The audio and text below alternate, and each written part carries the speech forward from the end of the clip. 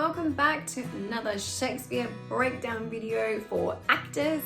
I am Sarah, this is Shakespeare with Sarah, and today we are going to look at Iagos, that Cassio loves her, I do well believe it. Now this is the second soliloquy in the play and I have already broken down the first one, so I highly recommend that you look at that video as well because you want to get a sense of the kind of progression of Iagos' chats to the audience. In this video I'm going to talk about the context, so what's happening just before and why is he speaking, and also break down the meanings for the monologue. I'm not going to talk about character because I did a lot of chatting about that in my other video, so do look at that one if you want to just dig into Iagos' character a bit more. As I mentioned, this is Iagos' second soliloquy in the play. However, he does also have a number of asides in this scene. So an aside, if you're not familiar, is where he talks to the audience, where only the audience can hear him, even though the other characters are on stage. So he's sort of in his own little reality where he's sharing with the audience, oh, this thing is happening, and oh, I'm going to,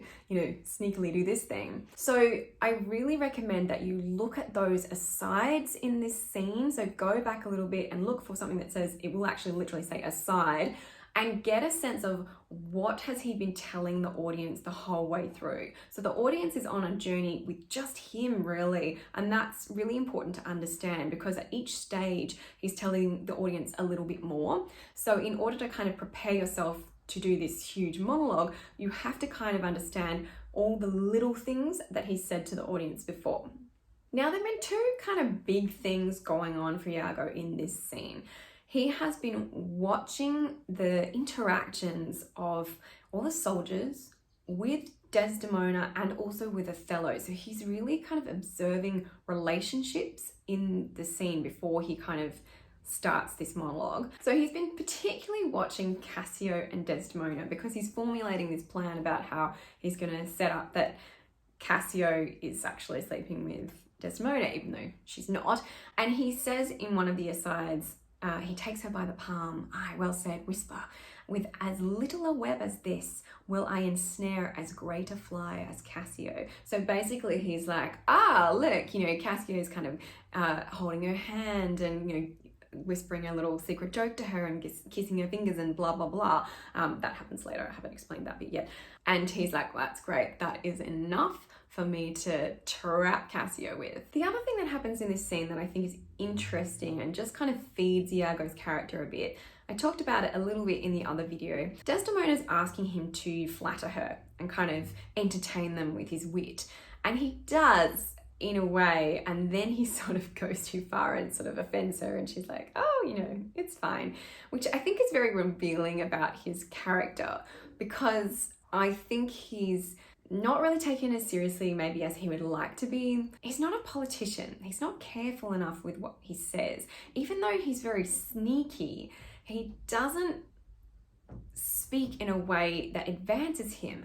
And Cassio, I think, does. Cassio is someone that can really flatter people and wins people over, and it's probably part of the reason that he got a promotion instead of Iago. Iago is smart, quick thinking and good soldier, but doesn't, I think, just kind of rubs people up the wrong way. And I think Amelia knows that too, his wife. I think she's like, oh man, oh God, stop saying this stuff. So all of that I think is fuel. I think it's good to know that stuff that's come before. He's just been watching people interact and everything that's happening is kind of reaffirming his belief in why he should do what he's doing. He's sort of belittled a little bit by Desdemona. Cassio is busy kind of, flattering everyone and Iago is not able to, and all of that just lends more and more motivation for him. But I don't think he's angry at this stage. I don't think there's a bitterness or a sort of overt nastiness in this monologue. In fact, I actually think that what's going on in this monologue that makes it very interesting compared to his first is that he's actually a little bit more kind of pleased with himself. He's like, well, this is going well.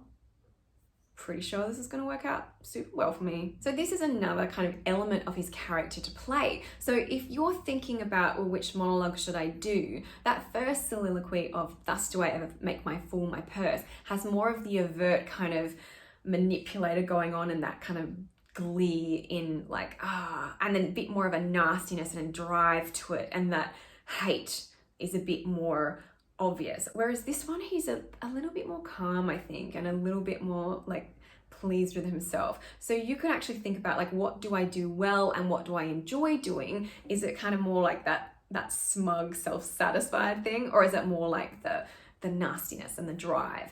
Think about what you do well, what you enjoy, and then that will help you make a good decision about which one to do. And just before we jump into the monologue breakdown, I just wanted to mention I am going to be doing a lot of monologue prep videos coming up soon, and Shakespeare acting videos, so verse speaking technique. So if you need a bit of help with that in the lead up to an audition, especially for drama school, please subscribe because I would love to help you with that. So let's jump into breaking all the meanings down. So all the characters have just left. He's just been talking to Roderigo again and kind of making more plans with him basically. And now he's just reflecting on the situation. So I think this monologue starts with a little bit more reflectiveness than the first soliloquy. So he's reflecting on, I'm pretty sure that Cassio likes her.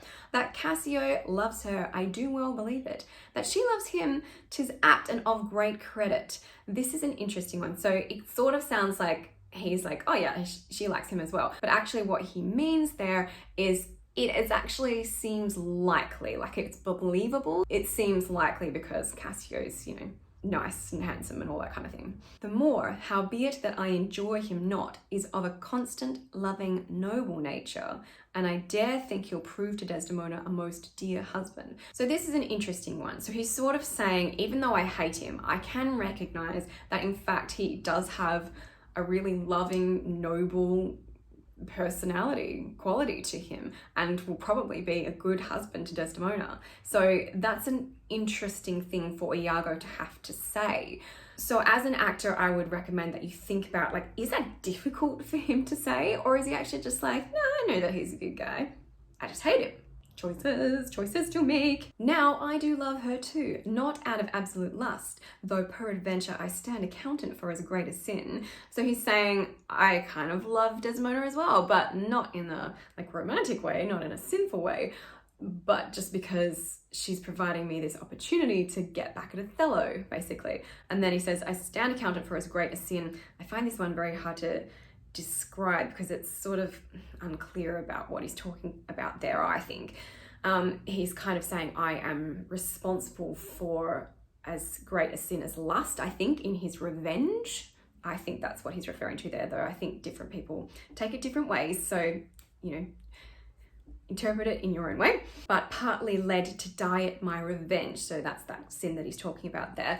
And diet here actually means feed. It doesn't mean restrict. Often we think of diet these days as like a restriction, but diet, he means like the food for my revenge. So this thing going on with Desdemona, everything he's seeing in her that he's loving is feeding his revenge. So there's that gleefulness there for sure. For that I do suspect the lusty Moor have leaped into my seat. So again, he's talking about Othello sleeping with Amelia, and notice that he blames Othello. He doesn't blame Amelia.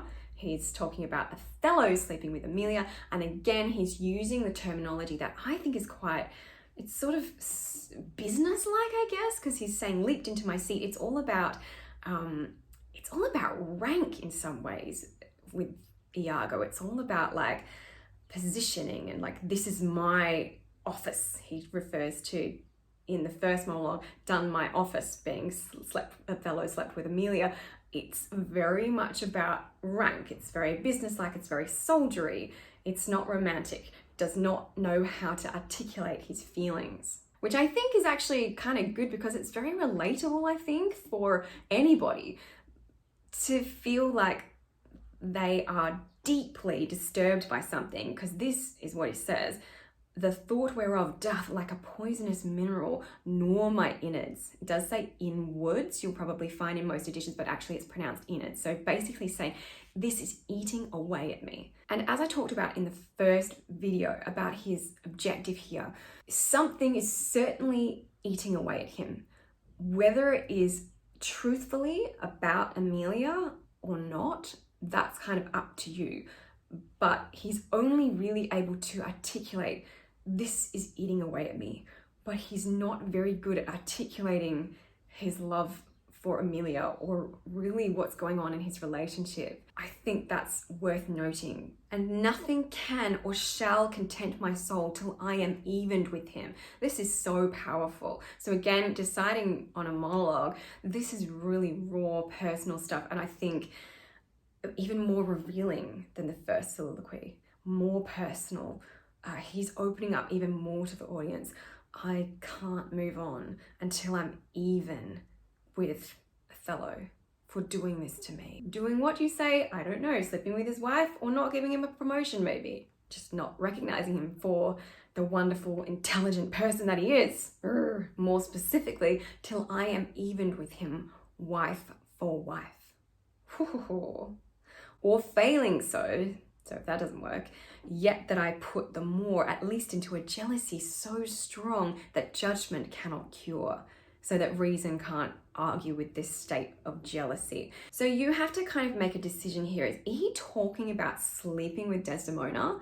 I don't think so. So I personally don't think he's saying I'm even with him wife for wife, in the sense of that he's going to go and sleep with Desdemona. I actually think what he means is ruin Desdemona and ruin her reputation, in the way that his wife has also been kind of reduced because of her reputation of sleeping with Othello. His wife has kind of been belittled in that way, and so he's going to ruin Desdemona in that way. Which thing to do if this poor trash of Venice, whom I trash for his quick hunting. So here I don't think which thing to do is actually a question. He's saying like, this is the plan. Poor trash of Venice being Roderigo, being like a piece of garbage, whom I trash for his quick hunting. It's like, it's a hunting metaphor where they, trashing in hunting was like leading someone, or I think it was the dogs, leading them around. He's saying that he's kind of leading Roderigo around. Stand the putting on being that he can kind of put everything into place. So Roderigo's gonna, if Roderigo can put everything into practice like I've told him, I'll have our Michael Cassio on the hip. So Michael Cassio, that's his full name. So Cassio is actually his last name, just FYI, because sometimes people ask me about these things. On the hip is like a wrestling term. So being like he'll have power over Cassio as well. Abuse him to the more in the rank garb. So I'm going to I'm going to badmouth Cassio to Othello. Rank is usually like sort of gross, but in this case it kind of means like lustful. Garb is like his technically garb is like what they wear, but he means sort of like Cassio's habit or fashion of, you know, lusting after women and being too familiar with Desdemona. For I fear Cassio with my nightcap too. So here he's saying, actually, I think Cassio slept with my wife as well. So again, this is another moment where it's like, really, Iago, do you really believe that? Is he just convincing himself here? So he's sort of working himself up into a state in this monologue where the further he goes into it, the more he's like, yeah, and Cassio slept with my wife too.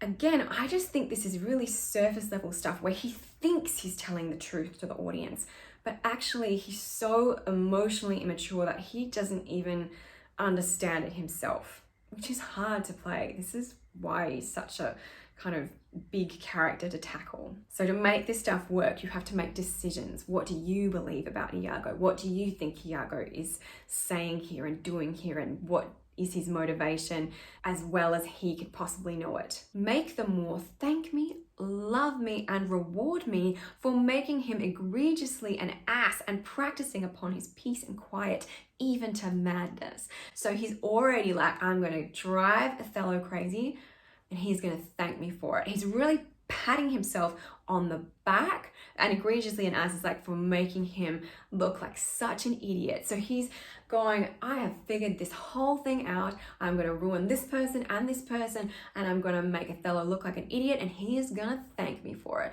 He is really puffing out his chest here and enjoying it. So I think you really got to let that moment land for him. He is a guy that needs people to recognize his greatness, and I think that would happen with the audience as well. He's like, yeah, see what I can do, and you want the audience to like recognize, like, yeah, you can applaud. 'Tis here, but yet confused. Knavery's plain face is never seen till used. So he's saying like, it's all in my head, it's all in play, but nobody can really see it yet. Again, there's that glee of like, ha ha ha. And Knavery's plain face is never seen till used is basically like, no one really recognizes this kind of villainy until it's all out in the open. They won't even know it hit them, is what's going on there. And really enjoy the rhyme there. Never shy away from rhyme. Shakespeare put it there for a reason. He wants us to lean into it. It is a big, nice rhyming couplet to finish. He is energized. He is feeling good. And that's all in that one. Let me know if you have any questions or requests. I'm very excited to hear about how all your auditions are going. So drop me a comment. And other than that, good luck. And I will see you next time.